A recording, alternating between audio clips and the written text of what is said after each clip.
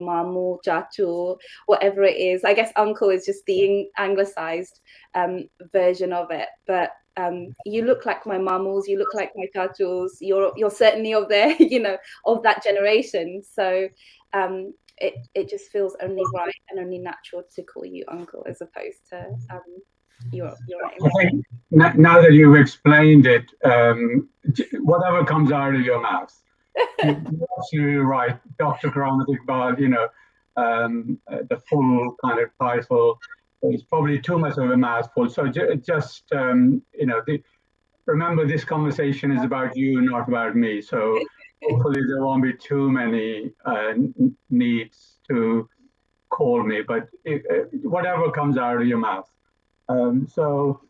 Just briefly tell us what you do currently. Okay. So I also just want to mention that that's got me really open and raw. So that's where I'm starting from. In terms of what I'm doing currently. Can I just stop you there? This won't be apparent from the screen, but I've got tears ready on my face.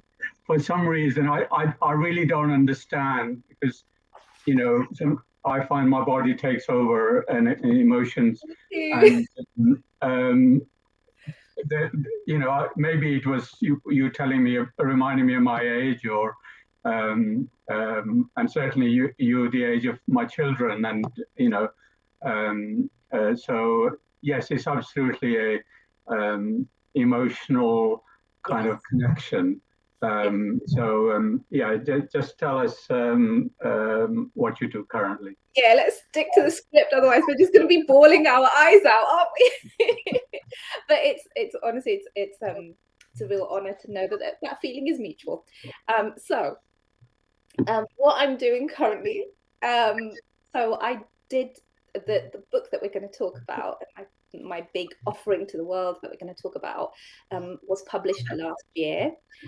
That took about 5 years, and in the process of making that, I transitioned away from my architectural work. So privilege, and it was a real honor to be able to do that, within the family structure. He continued. He was also studying architecture. He's now a qualified architect, and together we're setting up an architectural practice that's in East London. And I was making the book for the last 5 years, and for the last 5 years he was self-building our house. So we bought a house off my dad because he bought a few houses in the 80s and 90s really cheaply back then, before the Olympics, before the whole baby boomer scenario.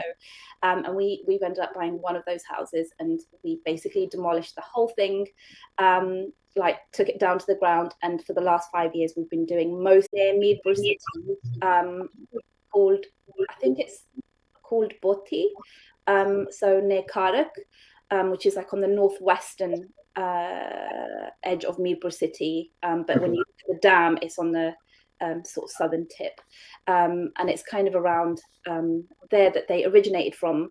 My dad's family, so we're all part of one clan, but my dad's side of the family ended up going to Dina, near Jhelum, and subsequently there was this divide within the family. So my mum's side stayed in Boti, Karak, and my dad's side went to Dina. And there's a real tension between, are we Pakistani, are we Kashmiri, what's going on here? And my dad, and I explore it in my book, he actually migrated to the UK when the dam was still being constructed. So as far